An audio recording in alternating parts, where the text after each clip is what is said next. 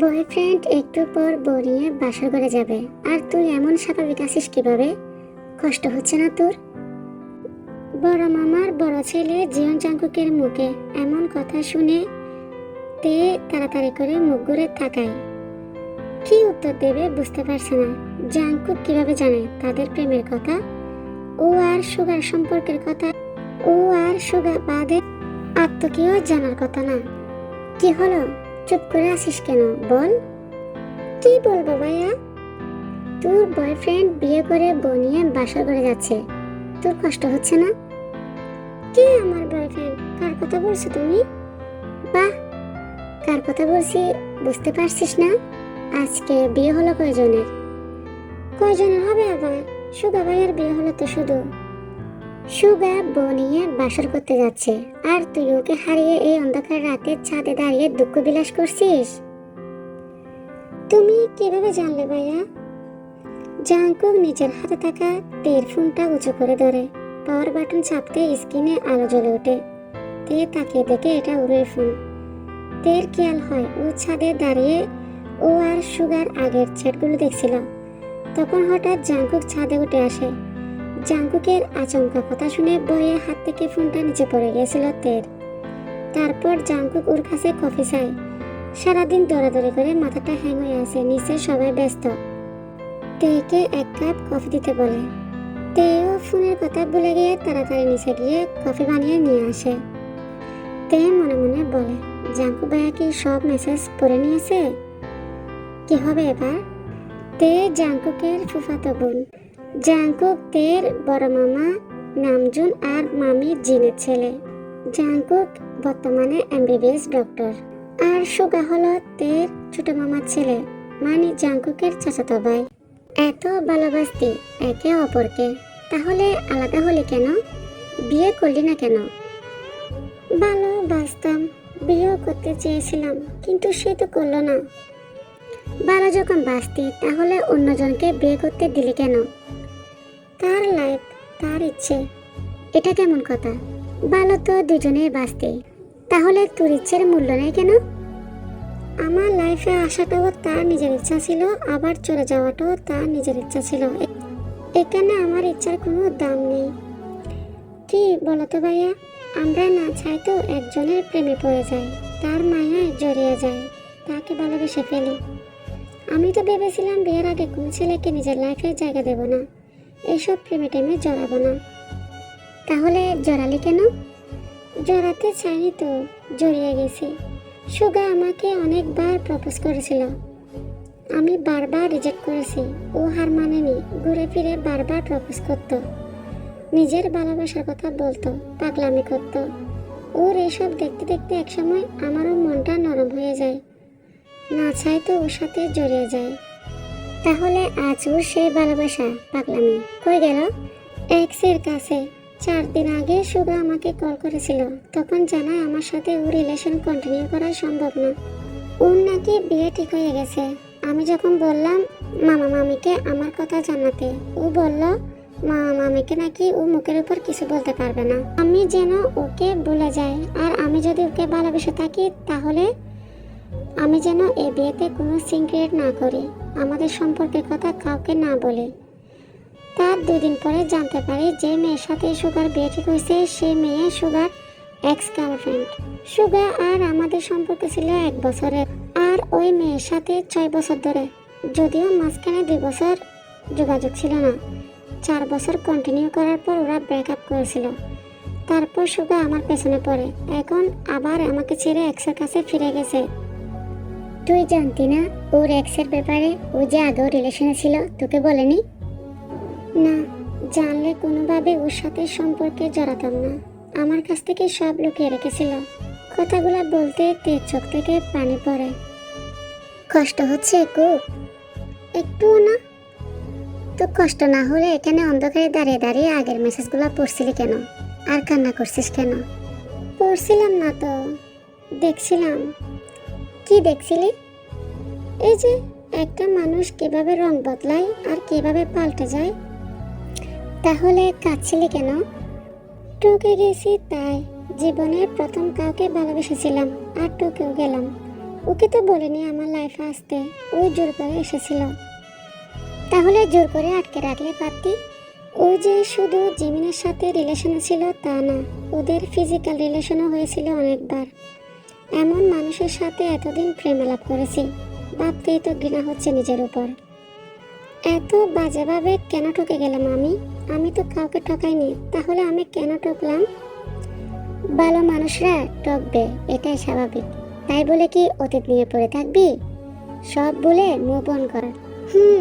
চেষ্টা করব। চেষ্টা না, তোকে আমি একটা কথা বলবো, আমার কথাটা রাখবি? বলো। বিয়ে করবে আমায়? বউ হবে আমার? এসব কি বলছো ভাইয়া? কি করে বলছি? বিয়ে করবে আমাকে? সব কিছু জানার পরও এমন কথা কিভাবে বলতে পারো তুমি? ভালোবাসি তাই বলতে পারলাম। তে যেন জটকা গেল জাঙ্কুকের কথা শুনে। কি বললে তুমি? ভালোবাসি বললাম। পাগল হয়ে গেছে তুমি? পাগল হব কেন? সব কিছু জানার পরও এমন কথা কিভাবে বলছো তুমি? তোর কি মনে হয় তোদের রিলেশনের কথা আমি আজকে জানতে পেরেছি? তাহলে আরো 8-9 মাস আগে জানি। প্রথমে তোদের দুজনের হাবভাব দেখে সন্দেহ করছিলাম, পরে শির হয়ে যায়। কিন্তু হঠাৎ সুগার বিয়ে জিমিনের সাথে ঠিক হওয়ার পর আমি বেশ অবাক হয়েছিলাম। ভয় পাচ্ছিলাম তোকে নিয়ে উল্টাপাল্টা কিছু করে বসবি না তো। কিন্তু তুই নিজেকে যথেষ্ট স্বাভাবিক রাখার চেষ্টা করেছিস। বউ বাড়িতে নিয়ে আসার পর তোকে ড্রয়িং রুমে না দেখে ভয় পেয়ে গেছিলাম। পুরো বাড়ি খুঁজে তোকে না পেয়ে তাড়াহুড়া করে ছাদে উঠে আসি। তোকে দেখে ভেতর থেকে স্বস্তির নিঃশ্বাস বেরিয়ে আসে। ভয় পেয়েছিলে ছাদ থেকে পড়ে যাবো বলে? প্রায় এরকমই। আমি অত দুর্বল নই যে কেউ আমাকে ঠকিয়েছে তাই আমি নিজেকে শেষ করে দেব। আমি কিন্তু আমার প্রশ্নের উত্তর এখনো পাইনি। কি বিয়ে করবি আমায়? একটা ছেঁকা খাওয়া মেয়েকে বিয়ে করবে নাকি করোনা করছো আমাকে? এবার জাঙ্কুক তের একদম কাছাকাছি আসে, আকাশের দিকে তাকিয়ে বলে, তুই সুগার সাথে সম্পর্কে জড়িয়েছিস 1 বছর আগে, কিন্তু আমি তো তোকে গত 5 বছর ধরে ভালোবাসিতে। এমন কথা শুনে তে তাড়াতাড়ি জাঙ্কুকের দিকে অবাক চোখে তাকায়। কি অবাক হচ্ছিস? 5 বছর আগে ঈদের পরদিন তুই এ বাড়িতে এসেছিলি। সেদিন ছিল তোর জন্মদিন। পরনে ছিল লাল একটা গাউন। তোকে দেখতে পুরো লাল পরীর মতো লাগছিল আমার চোখে। সেদিন জীবনের প্রথম বসন্তের হাওয়া লেগে যায় আমার 23 বছরের জীবনে। আমি না চাই তো তোর দিকে তাকিয়েছিলাম। সেদিন এমনভাবে তোর প্রেমে পড়েছিলাম যে আর উঠতেই পারিনি। সে যে পড়েছি তো পড়েছি, তোর বয়স কম আমারও কম, তাই আর নিজের মনের কথাগুলো তোকে বলিনি। বললে হয়তো আবেগের বশবর্তী হয়ে তুই পড়াশোনা ছেড়ে এসব নিয়ে পড়ে থাকবি। তোকে নিয়ে ফুফা আর ফুফির খুব আশা। আমি ভেবেছিলাম পড়াশোনা শেষ করে নিজের পায়ে দাঁড়িয়ে তারপর একেবারে বিয়ের প্রস্তাব পাঠাবো ফুফার কাছে। এভাবে দিন চলে যায়, আমি তোর প্রেমে বিভোর হতে থাকি। চাইলেও তোকে মাথা থেকে বের করতে পারতাম না। যত বের করতে চাইতাম ততই জেগে বসতি। তোর কথা মনে হলে পাগল পাগল লাগতো, মন চাইতো ছুটে তোর কাছে চলে যেতে। সময় চলে যায় এভাবে। সময়ের সাথে সাথে আমরা বড় হয়ে উঠি। আমার ডাক্তারি পড়া শেষ হলো, ডাক্তারি পেশায় জয়েন হলাম। ভাবলাম এবার বিয়ের প্রস্তাব পাঠাবো, কিন্তু তোর দাদি মারা গেল হঠাৎ করে। তার উপর আবার তোর পরীক্ষা। বিয়ের প্রস্তাব আর পাঠানো হলো না। তোর পরীক্ষা শেষে ভাবলাম এবার প্রস্তাব পাঠাবো, কিন্তু ততদিনে তুই সুগার সাথে সম্পর্কে জড়িয়ে পড়েছিস। আমি মনে প্রাণে চাইতাম আমার ভাবনা মিথ্যা হোক, আমার ধারণা ভুল হোক, এমন কিছু যেন না হয়, কিন্তু আফসোস এমনটাই হয়েছিল। আমি যখন শির হলাম তুই সুগার সাথে সম্পর্কে আছিস, তখন আমার দুনিয়া থমকে যায়। বারবার মনে হতো কেন আমি আমার অনুভূতিগুলো আগে তোর কাছে প্রকাশ করিনি। করলে হয়তো তুই আমার হতে। যাকে আমি 4 বছর ধরে ভালোবাসলাম সে হবে আমার ছোট ভাইয়ের বউ। ভাবতে আমার কলিজা ফেটে যেত, বুক ফেটে কান্না বেরিয়ে আসতো। তারপর ভাবলাম তুই আমার ভাগ্যে নেই, থাকলে অবশ্যই আমার কাছে আসতি। নিজের নিয়ে থেকে মেনে নিলাম, নেওয়ার চেষ্টা করলাম, তবে পারলাম কই। বলতে পারিনি তোকে। এই 1 বছরে আরো বেশি করে তোর মায়ায় আটকে গেছি। হঠাৎ সুগার সাথে জিমিনের বিয়ে ঠিক হওয়ায় যেমন অবাক হয়েছিলাম, খুশিও হয়েছিলাম ঠিক তেমন। আমার মনে আবার আশা জাগে তোকে পাওয়ার। এবার আর কোনো চান্স ছাড়বো না আমি। এই কয়েকদিন আমি তোকে নজরে নজরে রেখেছি, ভালোবাসা প্রকাশ করতে গিয়েও করতে পারিনি। তুই ব্যাপারটা কিভাবে নিবি এটা ভেবে তুই অ্যাকসেপ্ট করবি নাকি রিজেক্ট করবি ভয় পাচ্ছিলাম। তুই তো জানিস ছোট থেকে আমি একটু চাপা স্বভাবের, নিজের অনুভূতিগুলো সহজে প্রকাশ করতে পারি না। আজকে মনের সাথে যুদ্ধ করে কথাগুলো তোকে বললাম। আমি তোকে অনেক ভালোবাসিতে, সারা জীবন ভালোবেসে যাব। বিয়ে করবি আমাকে, বউ হবি আমার। আগে বলনি কেন এই কথাগুলা? 1 বছর আগে বললে তো ভুল মানুষ আসতো না আমার জীবনে। তুমি তো আর দ্বিতীয় পুরুষ হতে না। টকেছিস, ভালো হয়েছে। আমাকে বেশি বেশি ভালোবাসবে এবার। আর তোকে হারিয়ে ফিরে পাওয়ার আনন্দে আমিও না হয় একটু বেশি বেশি ভালোবাসবো। কি বলিস? এবার বল, চুপ করে থাকিস না। বিয়ে করবি আমাকে? কবে? যদি বলি আজকে। আজকে? একবার ভুল সিদ্ধান্ত নিয়েছিলাম, আবার না হয় নিলাম। কিন্তু মামা মামি কি রাজি হবে? তাদের রাজি করানোর দায়িত্ব আমার, শুধু তুই রাজি হলেই হবে। তে কিছু না বলে একটু হাসে, চোখের কোনা বেয়ে গড়িয়ে পড়ে পানি। জাঙ্কুকের মতো একজনের ভালোবাসা কেন বুঝতে পারিনি এতদিন? কাটিয়ে ভালোবাসা ছেড়ে বেচালার মাঝে ডুবে গিয়েছিল তে।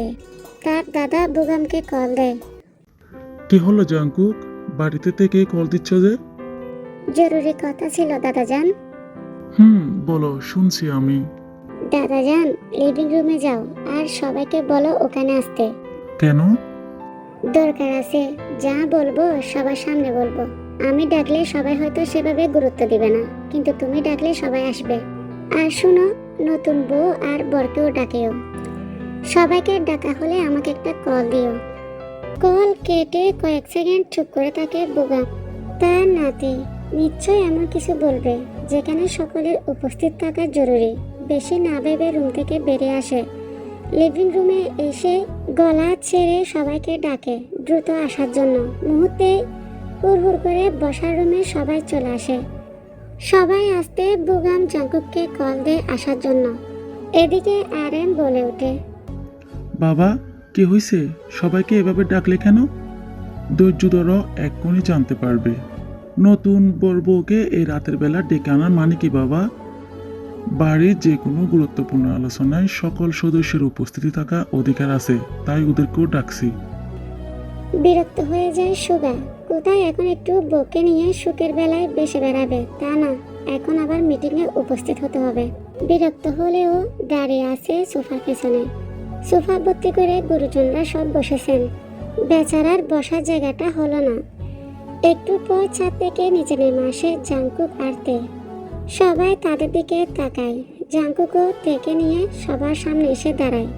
কি বলবে দাদু ভাই, বলো এবার। সবাই তো এখানে আছে। দাদাজান, আমি তেকে বিয়ে করতে চাই, তাও আবার আজকে। জাঙ্কুকের কথা শুনে স্তব্ধ হয়ে যায় উপস্থিত সবাই। অবাক দৃষ্টিতে তাকিয়ে থাকে জাঙ্কুকের মুখের দিকে। কেউ কিছু বলার জন্য মুখ খুলবে, তার আগে জাঙ্কুক থামিয়ে দিয়ে বলে, আমি জানি তোমরা সবাই ভীষণ অবাক হয়েছ আমার কথা শুনে। তারপরেও বলছি, আগে সবকিছু আমাকে বলতে দাও। আমার কথা বলার মাঝে কে কিছু বলিও না। আমার কথা শেষ হলে আমি সবারটা শুনবো। নামজুন জিন আর তের মা বাবা জাহুব আয়ু গম্ভীর মুখে তাকিয়ে আছে জাঙ্কুকের দিকে। জাঙ্কুক আবারও শান্ত স্বরে বলে, আমি জানি সব বাবা মা চায় নিজেদের সন্তানের জন্য একজন পারফেক্ট লাইফ পার্টনার। তারা চায় আদর যত্নে বড় করা সন্তান তাদের পছন্দের ছেলে মেয়েকে বিয়ে করুক, তাকে জীবনসঙ্গী করুক। সেখানে আমার মা বাবা বা তের মা বাবাও ব্যতিক্রম নয়।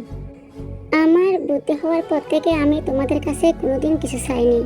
তোমরা ইচ্ছে করে যা দিয়েছো সেটাই নিয়েছি, সেটা হোক আমার পছন্দ বা অপছন্দ। আমি কোনোদিন বায়না ধরিনি, এটা চাই ওটা চাই। আমার লাইফ নিয়ে তোমরা যা সিদ্ধান্ত নিয়েছো সেটাও মেনে নিয়েছি বিনা বাক্যে।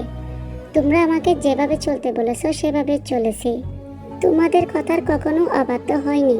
বুদ্ধি হওয়ার পর আজ প্রথম এবং শেষবারের মতন তোমাদের কাছে কিছু চাইছি আমি তেকে চাই সারা জীবনের জন্য আমার করে, আর কখনো কিছু চাইব না। আমি তেকে ভালোবাসি গত 5 বছর ধরে। যদিও তে ভালোবাসতো না, সে জানতও না। ওকে একটু আগে বলেছি ভালোবাসার কথা। ওকে ভালোবাসি বলে এতদিন আমি বিয়ে করিনি, বারবার বিয়ের বিষয়টা এড়িয়ে গেছি। ওকে আমি এখন রাজি করিয়েছি বিয়ের জন্য। আমি ওকে ভালো রাখবো, সারা জীবন আগলে রাখবো। ও চাওয়া পাওয়া ইচ্ছে সব সময় নিজের সর্বোচ্চ দিয়ে পূরণ করব। বিয়ের পরেও ও নিজের স্টাডি কন্টিনিউ করবে, ফুফা ফুফির স্বপ্ন পূরণ করবে। শুধু ও আমার সাথে থাকবে, এটাই আমার চাওয়া। ওর সাথে আমিও ভালো থাকবো, সুখে থাকবো। ওকে ছাড়া আমি আমার ভবিষ্যৎ কল্পনা করতে পারি না। তোমরা দুই পরিবারই আমাকে ভালো করে চিনো আমি কেমন। আমি চাই তোমরা আমার ভালোবাসাকে মেনে নেবে। আমি আর কখনো কিছু চাইবো না তোমাদের কাছে, এটাই আমার প্রথম আর শেষ চাওয়া। সবাই এতক্ষণ চুপচাপ জাঙ্কুকের কথা শুনছিল। কাউকে কিছু বলতে না দিয়ে বুগাম বলে, এই বিয়েতে কারো কোনো আমত নেই আশা করছি। একটু চুপ থেকে আরএম জেহুবকে বলে। তোমার কি মতামত জেহু? জেহুব একবার মেয়ের মুখের দিকে তাকায়, তে করুণ দৃষ্টিতে তাকিয়ে থাকে তার বাবার দিকে। জেহুব জাঙ্কুককে চিনে অনেক বছর ধরে।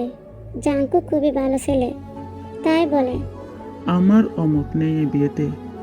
আমার মেয়ে যার সাথে ভালো থাকতে চায় তার সাথেই থাকবে। ওর খুশিতে আমরা খুশি। তোমার মতামত কি বড় বৌমা? জাঙ্কুক যা চায় তাই হবে বাবা। ওর সুখে আমি সুখী। সংসার যেহেতু ও করবে, ওর পছন্দের মেয়ের সাথে বিয়ে হোক। তেকে ছোট থেকে বড় হতে দেখেছি চোখের সামনে, তাই রাজি না হওয়ার প্রশ্নই ওঠে না। আলহামদুলিল্লাহ, সবাই তো রাজি। তাহলে কাজী ডাকা হোক। সুগার মুখ গম্ভীরভাবে থমথম হয়ে গেছে। তে জাঙ্কুককে কেন বিয়ে করতে রাজি হলো হঠাৎ করে, আর আজকেই বা কেন? আগে পরে কেন বললো না? তের দিকে একটু গাড় ঘুরিয়ে তাকায়, তবে দেখতে পেল না জাঙ্কুকের জন্য। জাঙ্কুকের শরীরের আড়ালে ঢাকা পড়েছে তের শরীর। গম্ভীর চোখ মুখে সুগার মুখের দিকে তাকায় জাঙ্কুক। সাথে সাথে চোখ সরিয়ে নেয় সুগা। এই বিয়েটা মানতেই পারছে না সুগা। সারা জীবন তার সামনেই দেখতে হবে তেকে, বড় ভাইয়ের বউ হিসেবে। যার সাথে 1 বছর প্রেম করেছে তাকে এভাবে বলে ডাকতে হবে। কেমন একটা হাসফাস লাগছে ওর। 15 মিনিট পর কাজী সাহেব চলে আসেন। দাদার মুখের দিকে তাকিয়ে জাঙ্কুক বলে, আমি একটু আসছি দাদা যান, বলে নিজের রুমের দিকে পা বাড়ায় জাঙ্কুক। কিছু সময় পরে আবার ফিরে আসে হাতে একটা লাল বক্স নিয়ে। বক্সটা দিয়ে দেয় তার মা জিনের দিকে। এটাতে অল্প কিছু স্বর্ণের জুয়েলারি আছে আম্মু। তোমার জন্য ওইবার জুয়েলারি কিনতে গেছিলাম যে, তখন তের জন্য অনেকটাই কিনেছিলাম। ভেবেছিলাম এগুলা দিয়ে তোমাকে পাঠাবো ফুফুর কাছে প্রস্তাব নিয়ে, কিন্তু এসব তো আর হলো না। তাই এখন তুমি এগুলা তেকে নিজের হাতে পরিয়ে দাও। তেকে সোফায় বসিয়ে জিন গয়নাগুলো সব পরিয়ে দিয়েছে। বিয়ে পড়ানো শেষ হয়। প্যাকেট থেকে খেজুর বের করে সবাইকে খাওয়ানো হচ্ছে। পুরাটা সময় নীরব হয়ে দেখে গেল সুগা। ইচ্ছে না থাকা সত্ত্বেও একটা খেজুর মুখে দেয়। এই মিষ্টি খেজুরও ওর কাছে বিষের চেয়েও বিশ্রী খেতে লাগছে, কিন্তু কেন? তের হাত ধরে নিজের রুমে নিয়ে যায় জাঙ্কুক। সুগা নিজের জায়গায় দাঁড়িয়ে থেকে ওদের চলে যাওয়া দেখলো। কেন যেন কষ্ট হচ্ছে বুকের ভিতর। জাঙ্কুককে সহ্য করতে পারছে না তের পাশে। ইচ্ছা করছে জাঙ্কুকের হাত থেকে তেকে ছিনিয়ে নিয়ে আসতে। দাদার কথায় সেদিকে তাকায় সুগা। সুগা, দাঁড়িয়ে আছো কেন? নববধূকে নিয়ে নিজের রুমে যাও। বাকি সবাইও চলে যাও, গিয়ে ঘুমাও। বুগামের কথায় সুগা জিমিনের হাত ধরে নিজের রুমে চলে যায়। জিমিনকে এখন ওর কাছে মোটেও ভালো লাগছে না। কিছুক্ষণ আগেও জিমিনের প্রতি যে আকর্ষণটা ছিল, এখন মনে হচ্ছে তা আর নাই। জিমিনকে বিয়ে করে নিজের জীবনের সবচেয়ে বড় ভুল সিদ্ধান্তটা নিয়েছে এমন মনে হচ্ছে সুগার। কিন্তু বিয়ে করার পরিবর্তে নিজের ব্রাইট ফিউচার পেতে চলেছে সে। সেটার জন্য হলেও জিমিনের সাথে মানিয়ে চলতে হবে। এদিকে জাঙ্কুক রুমে এসে প্রথমে ক্যাবিনেটের ড্রয়ার খুলে তের দিকে তাকিয়ে বলে, এখানে তোমার জন্য কিছু গিফট আছে, দেখো পছন্দ হয় কিনা। তে ক্যাবিনেটের কাছে এসে বসে 2 পায়ে বড় করে একটা একটা করে বক্স বের করতে থাকে ভেতর থেকে। পুরো ক্যাবিনেট ভর্তি শুধু বক্স দিয়ে, প্রত্যেকটা বক্সের উপরে ছোট ছোট চিরকুট লেখা। গত 5 বছরের জন্মদিনের 5টা গিফট বক্স, 9টা ঈদের গিফট বক্স। গিফট বক্সগুলোর উপর হাত বোলাইতে কেন যেন ওর ভীষণ কান্না পাচ্ছে। নীরবে এতটা ভালোবেসেছে জাংকুক, কেন ওকে বলেনি আগে? বললে তো দুজনের একজনকেও কষ্ট পেতে হতো না। তে উঠে দাঁড়ায়, টলমলে চোখ নিয়ে জাংকুককে বলে, এত কেন ভালোবেসেছ আমায়? নীরবে জাংকুক বুকে টেনে নেয় তেকে, শক্ত করে জড়িয়ে ধরে বলে, কারণ আমি তোমাকে বিবুর তে পাখি। জান, অনেক কান্না করছিস সকাল থেকে, আর কাঁদিস না, এবার একটু ফ্রেশ হয়ে আয়, ভালো লাগবে। জাংকুকের কথা শুনে তে ওয়াশরুমে যায়। তে ফ্রেশ হয়ে বের হতে জাংকুকও যায় ফ্রেশ হওয়ার জন্য। তে এসে বেড়ে এক কোনায় চুপচাপ বসে আছে। তে মনে মনে ভাবছে, এক মুহূর্তে তার জীবনটা পাল্টে গেল। কাকে ভালোবাসলো আর কার সাথে বা বিয়েটা হলো? তবে একদিক দিয়ে ভালো হয়েছে, জাংকুক মনে মনে এতগুলো বছর ধরে তাকে ভালোবাসছে। কথাটা ভাবতে তের ভালো লাগে। ওয়াশরুম থেকে বের হয়ে জাংকুক তের দিকে তাকায়।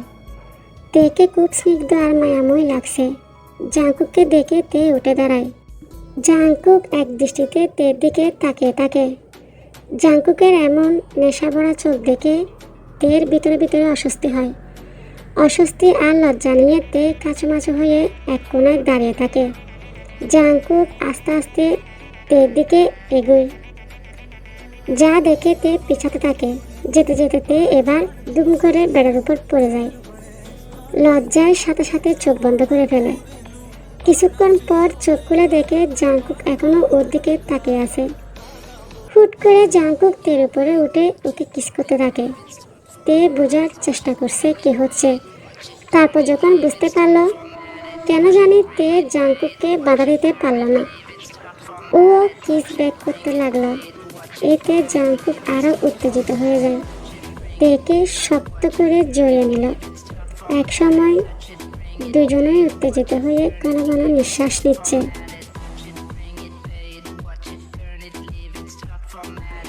তে এভাবে সাপোর্ট করছে দেখে জাংকুক আরো বেপরোয়া হয়ে ওঠে। তেকে ব্যাডলি টাচ করতে লাগলো, সাথে জায়গায় জায়গায় লাভ বাইট। তে আর না পেরে জাংকুককে কাছে টেনে এনে তার মধ্যে ইন করালো। জাংকুক বাঁকা হাসে। তেকে এভাবে পাগল বানাতে পেরে ভালো লাগছে। শুরু হলো লাভ মেকিং। তের সুইট সুইট গুগানির শব্দ আর জাংকুকের উত্তেজনা গরম নিঃশ্বাস ভারী হয়ে ওঠে রুমের প্রতিটি দেয়াল। এভাবে প্রায় ঘন্টাখানিক পর জাংকুক পুরোপুরি স্যাটিসফাইড হয়ে তেকে ছেড়ে দেয়। তে চুপচাপ বেড়ে শুয়ে আছে। চোখ বেয়ে দুপোটা পানি গড়িয়ে পড়ে। তবে এটা কষ্টের না, সুখের, পরম আনন্দের। চ্যানেলের অবস্থা একদম ভালো না। ইউটিউব থেকে নোটিশ আসছে। প্লিজ সবাই মিলে একটু সাপোর্ট করো, লাইক দিয়ে সাথে থাকো জান পাখিরা, প্লিজ।